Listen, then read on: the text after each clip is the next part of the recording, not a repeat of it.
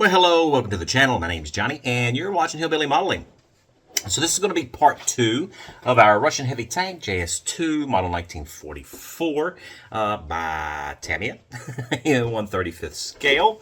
And in our last video, we managed to build up our lower hull and get all of our road wheels and sport rollers and drive sprockets and stuff on. So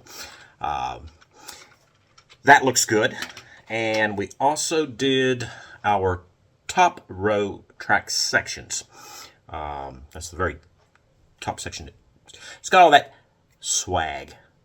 It's got our sag in it as it droops over each one of our support rollers, which are also called return rollers, if you're wondering. So we're going to pick up where we left off there.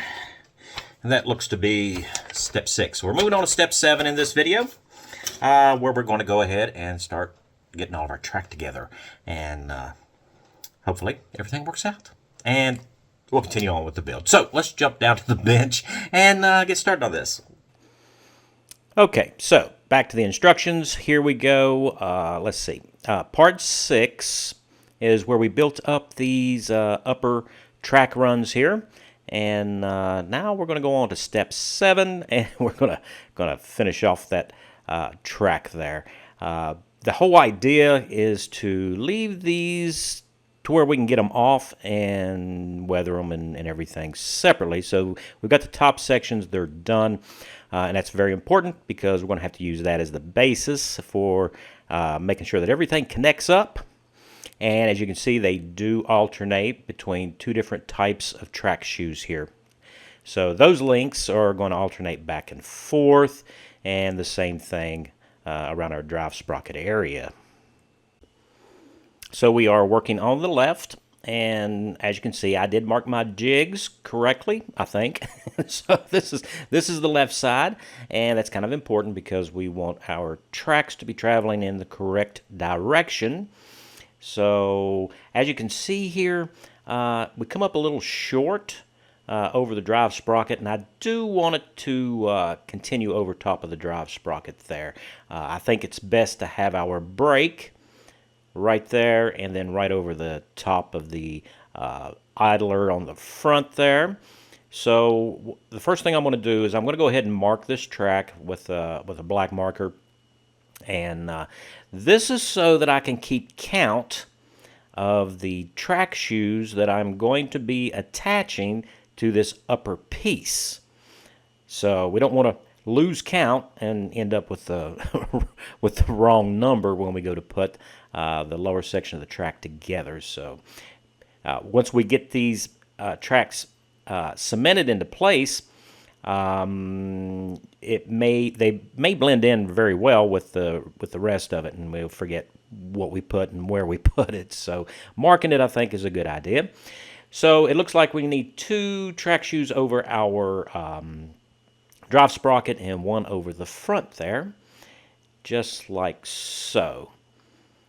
And I'm just checking because I do want that that brake when we do the lower section to kind of engage right in that turn there. So that looks good. So I'm just going to use very little cement here. Very little, because I don't want these shoes to be cemented up to the vehicle, because we want to be able to remove it. So here we are. We have everything in place. Now I do want to point out that the support rollers as well as our road wheel arms are staggered. And as you can see, I'm center on the left, and you can see how it's just a little bit forward on the right side. And because of that, you can't, I mean, you can mix it up when you go to reassemble it, but we're going to make sure that we keep our left and right tracks separate. That way we can reassemble it without having any issues, because it will not line up if you get them mixed up. So that's important to know. So before we go any further, what I've done is I've taken and kind of did a mock-up here of our upper hull section, just using some Tamiya masking tape there. and we put our front fenders on, sort of, just nice and loose. The big thing here is I want to double check and make sure that we're going to have plenty of clearance here, because I do want to paint the hull as an entire assembly, which would be kind of difficult to do if we are not able, to actually cement it up. So we're just going to take a look here, and we got plenty of room over the drive sprocket, and the front idler seems to be fine too. Now, I'm not too sure about these front fenders. We'll come back to them later and double check, but if we have to, we can always paint those up separately. And I think that pre-planning here can keep us out of trouble. we don't want to have trouble later on, so I do think we're going to have plenty of room. So yeah, that's what we'll do. Let's continue on. So I've got all of our track links sorted for us. According to the instructions now, this is kind of the way it's supposed to go. And I have double checked to make sure I've got everything going in the right direction. So when it comes to gluing these up, I mean, it's a really good tight joint. So I'm not going to be using a straight edge on these tracks, which is something that I like to do with the smaller, narrower tracks. Now, just for cement, Tamiya extra thin will be fine, and we don't have to worry about it adhering to our cutting mat there. It won't stick to that. But the one thing that I don't want to do is have to chase the track across our mat. So this bottom length section here, that's all molded together. I'm just going to go ahead and secure it to my mat with a little bit of masking tape. That way, as we're pushing all of our track lengths together, that's not being chased across the mat. We don't like to chase things. So another thing that I think I need to mention is that when we go to put our tracks on, then since we're doing the left side, the right side's not going to have anything up underneath it. So we don't want to do that because the angle will be off. So the vehicle won't be setting like it's setting on two sets of tracks. And we don't want our track to dry with the other side low. So in order to fix that, kind of temporarily here, what we'll do is we will take that other bottom link section there, and we're just going to temporarily, using the Tamiya masking tape here, as you can see, temporarily fix that into place because I don't want it to fall off and cause me issues later. It's just going to be there. That way everything will sit nice and flat. So when we start wrapping our track, hopefully everything goes well for us. So the next thing worth mentioning is in the Tamiya instructions, they do have us with these sections here, right here together, with the guide horns right together. So it's almost like there's a shoe missing in between. And I am sorry about this aspect ratio here for the video, but it's enough to show you that there is a shoe that it just looks like it's missing. Now, under the ends of the shoes here, we do have some 4 section segments that went in there that are slightly curved. So I did put some tweezers up underneath it. Now, I've given this about 10 minutes. Which might be just a little bit long because when you have more surface for your cement to contact, it tends to set up quicker, as I'm learning. And these are nice wide tracks, so probably just giving it about 6 minutes is about all you need to do. But it's still plenty flexible for us to do what we want to do here, which is to fold these tracks up into their natural position, what they would look like on the actual vehicle, and by cementing them all together but still leaving them flexible, we're able to actually do some bending. So, sorry, my hand is in the way, but what I'm doing is pressing it around the that front idler. That way we get a natural look.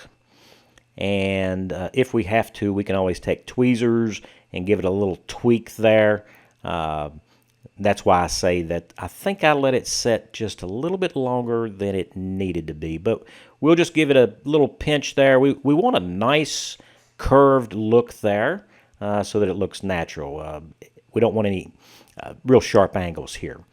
So once we get that settled, it is a good idea to have some masking tape ready to use. So I pre-cut these and set them off to the side.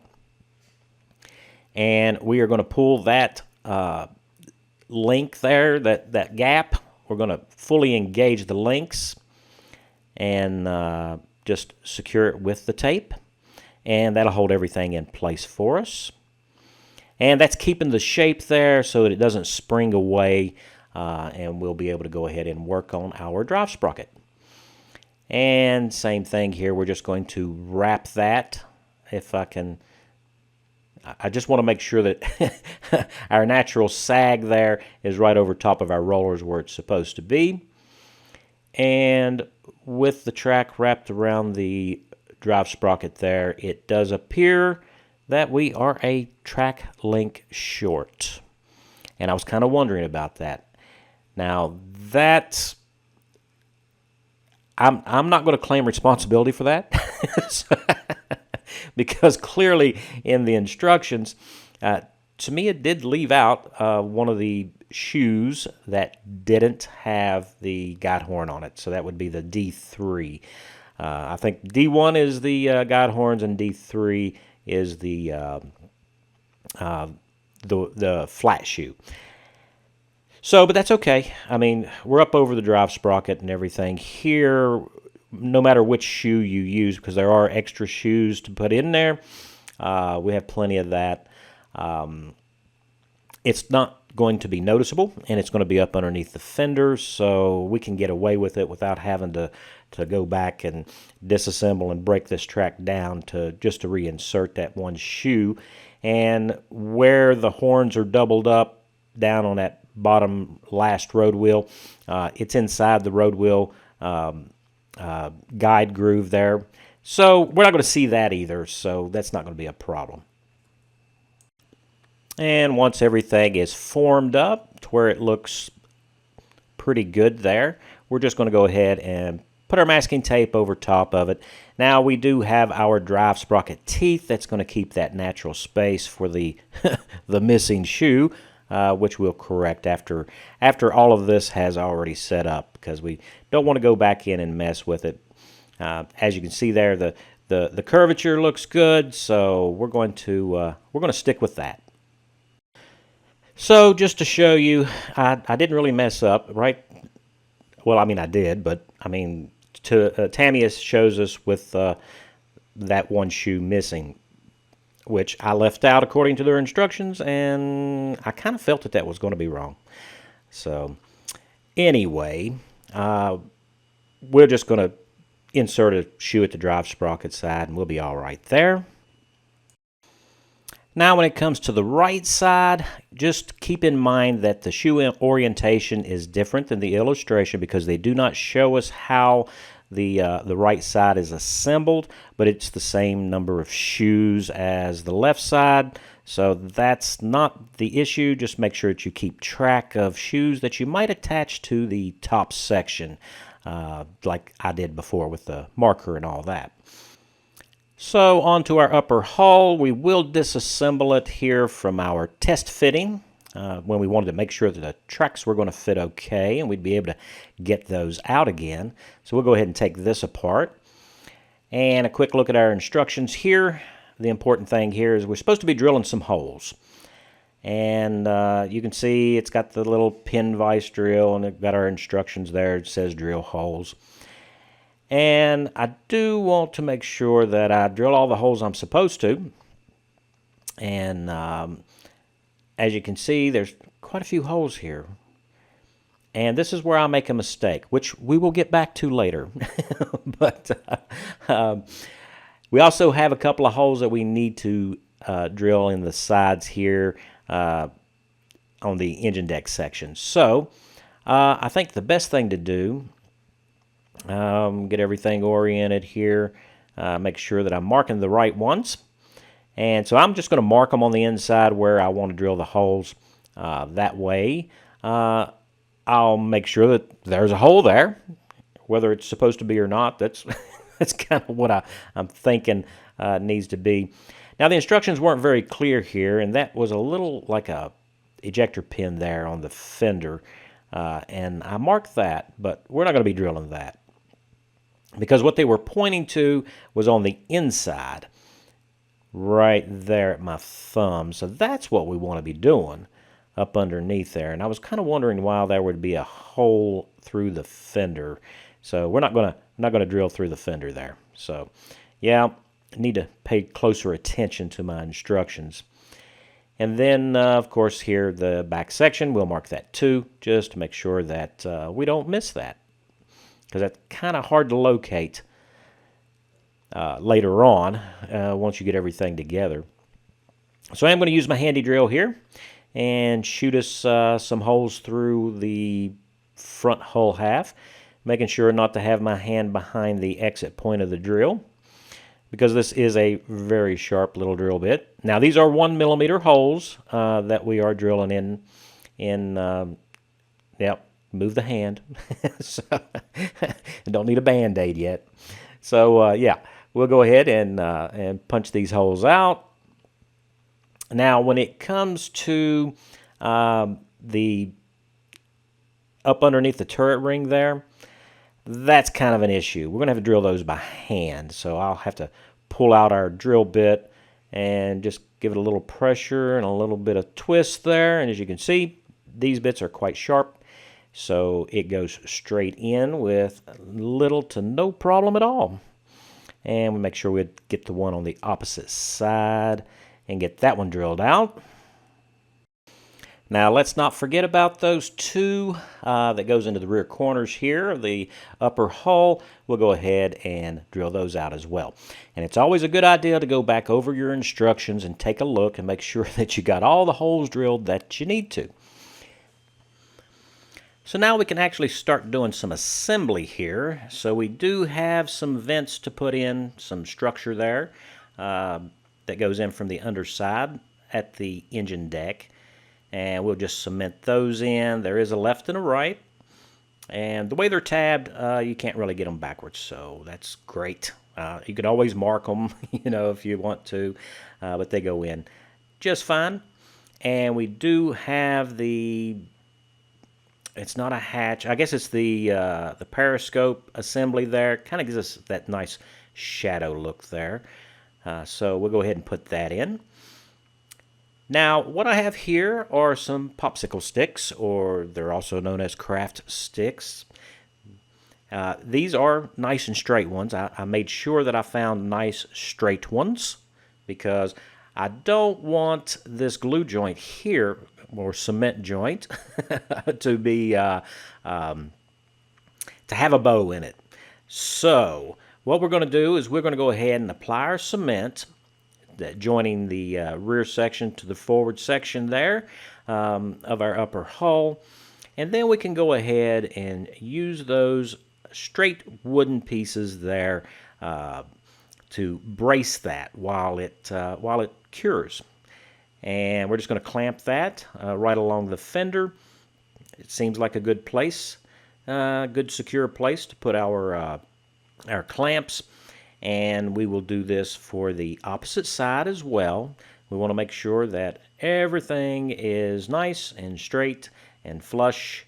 That way it's not all crooked. We really don't want any issues when it comes to joining the upper hull to the lower hull. We've already checked that fit, and we know that it fits well. We just want to make sure that all our parts are nice and straight. So while that dries, we do need to work on these front fenders here a little bit. As you can see, this one panel line doesn't really carry over the edge there. So there should be a little break there in the side molding of it. And we're just going to use our little razor saw here to kind of scribe that in for us. That way it'll look right. and that is kind of a hinged section there. And I'm just going to use the Tamiya Extra Thin to kind of melt in the edge there, give it a nice smooth finish. And we'll do that for the opposite one. So for our front fenders, we got these little side pieces that need to go on. And as you can see, there is a tab on that bracket where it goes all the way up against it. And then it does have a recessed slot for it to set into. Wonderful engineering. Tamiya does a really good job of making sure that all of our parts do go together. So we will go ahead and put these pieces together. And we'll also assemble this is the left. No, this is the right. We'll also do the left side as well. And I do like to make sure that I've got enough extra thin there. That way we get a nice welded joint. So back to our upper hull. We've given this plenty of time to set up. We can remove our clamps and our craft sticks. So that is nice and straight, and that looks good. We don't have any bows there. Fantastic. All right, so the next thing we need to do is we need to go ahead and put in these bottom of the sponsons here. Now, I did put the last number or the part number on them, so I didn't mix them up. But Tamiya has marked them left and right. As you can see, there's an L on that one. And I just want to test fit them, make sure that they're good. So far, we've been doing fine. So no reason to expect that it wouldn't be okay. So I do want to put some cement here on the parts right there where that vent is to adhere to that bottom of the sponson there. And then we'll just put that into place. And it slots in very nicely, as you can see here. And it closes up with almost no gap whatsoever. So it's really nice fit. And we'll just run us a little bit of extra thin there. And we will go ahead and cement up the opposite side the exact same way. And these do fit really good. I guess you guys probably remember the older Tamiya kits where these were always open, and if you look down through a hatch, you could see the tops of the tracks. So it's nice that they've done that for us. So we're going to leave off these front fenders for now. We can come back to those later. And we'll pick up here with the rear deck section. Putting on that rear armor plate, and we've got some other attachments and stuff to fool with, shovel and a box of some kind. So that's step 10. So we're going to start with the biggest part, and that will be this rear section. And really nice fit. Tamiya's done a good job here. There's a lot of other kits that kind of leave gaps. Not saying that there weren't gaps on the actual vehicle, but this fits probably much better than the actual Russian vehicle. So we'll get that cemented up. Make sure it's nice and secure. And the fit is just fantastic. I'm really enjoying putting this together. So we have some extra cooling vents here. It's kind of a doubled up situation. So you just need to press this part into place. Just make sure that you clean up your sprue gates on it and make sure that you get all of those little louvers pressed down. There are small stops underneath those louvers so that you don't press them too far. And then we're just going to cement this up. And yeah, it looks really good. Really does. So next up we have these covers for our exhaust. Those little armored covers there. Just make sure that you get it in the right direction. I don't think it will go on if you've got them in the opposite direction because of the way the locator pins are diagonally staggered there. So you can't really mix that up. And next up is our bow machine gun. And you need to do some test fitting here to make sure that you got the orientation correct, because it doesn't fit like you think it does. So you just need to fiddle with it so that you make sure that it goes into that nice oblong hole that they've got there, and that it is sitting parallel to the fender there. There we go. And that's what it's supposed to look like. Nice. Okay. So we will go on with attaching the shovel here. And you don't have to do this right now. If you prefer to, pin up your shovel and your saw and your other attachments separately, then that's fine. I tend to like to do mine on the vehicle. That way the brackets match the rest of the color of the vehicle. And then next up we have this box. I don't know what it's for, but it's a small little accessory box of some kind. Some little storage box. Nice fit. Looks good. I just want to make sure I get enough extra thin on the bottom of it there. And then we do have where we drilled those holes in the side of the upper hull.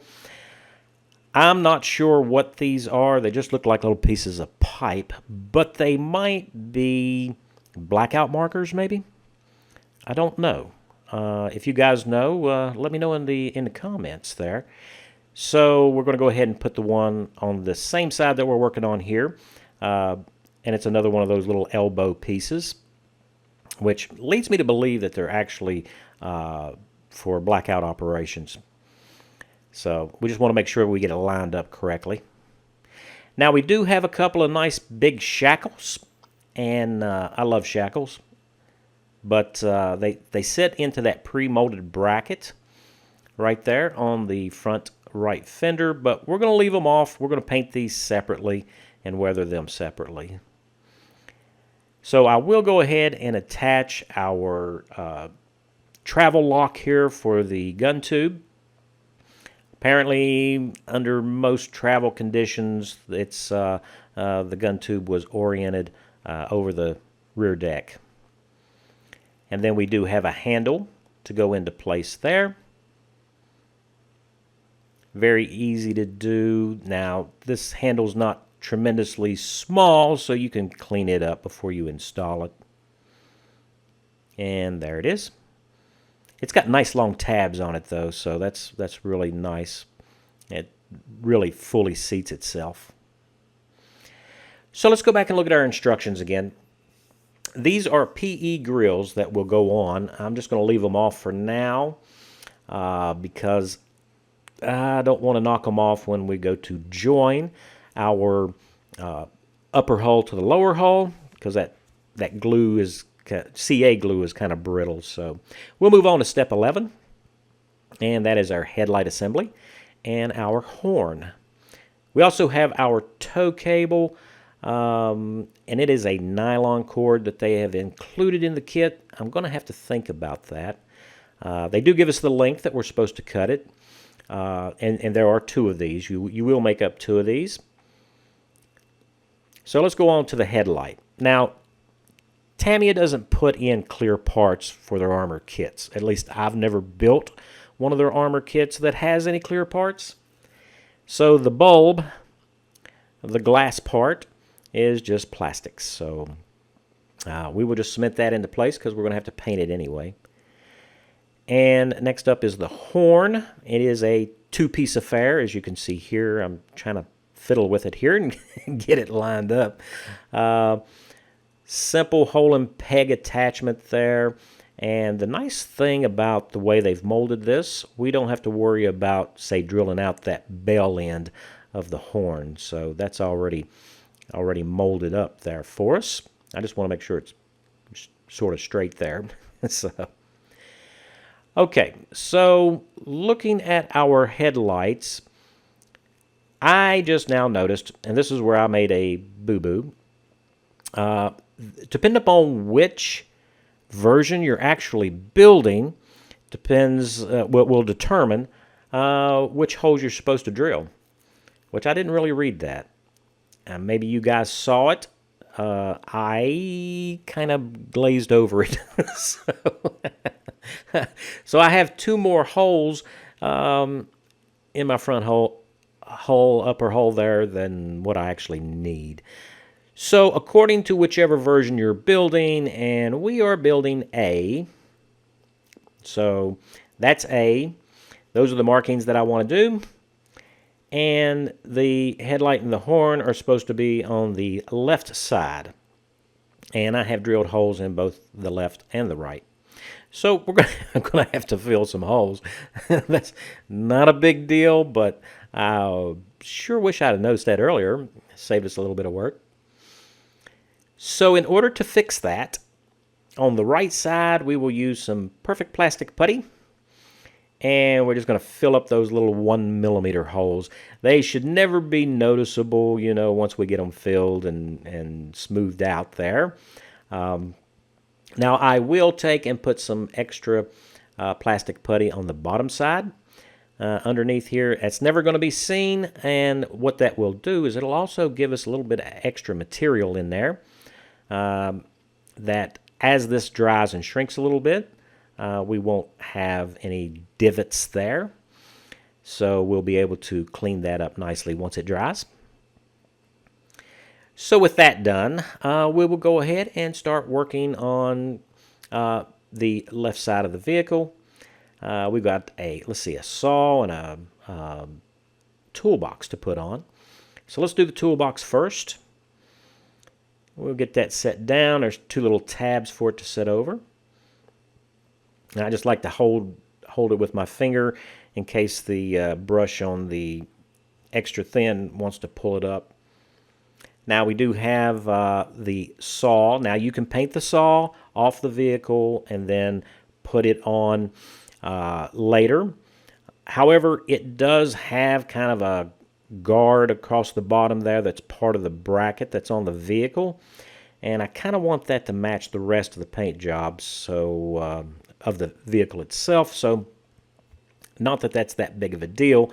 That's just kind of how I like to do it. And so I will paint these on the vehicle the same as with the shovel.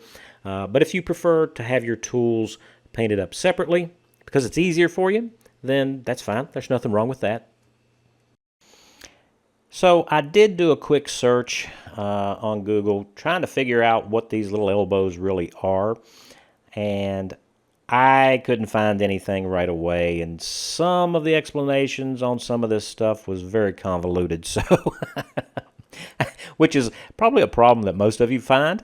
And I don't have a book just on Soviet tanks, so I don't know what to call them, so we're just going to move on. Next up, we're going to put our horn into place here. And that's one of the holes that we drilled. And just check the alignment there. And then, of course, now when it came to the headlight, there is an issue. Because I drilled this hole in such a way, perpendicular to the actual surface, which it should have been perpendicular to the ground. Are you getting what I'm saying? Because with the way I've drilled it, the headlight points, you know, with the slope instead of pointing forward like it's supposed to. So we're just going to take our 1 millimeter drill bit here and kind of straighten that hole up into the vertical.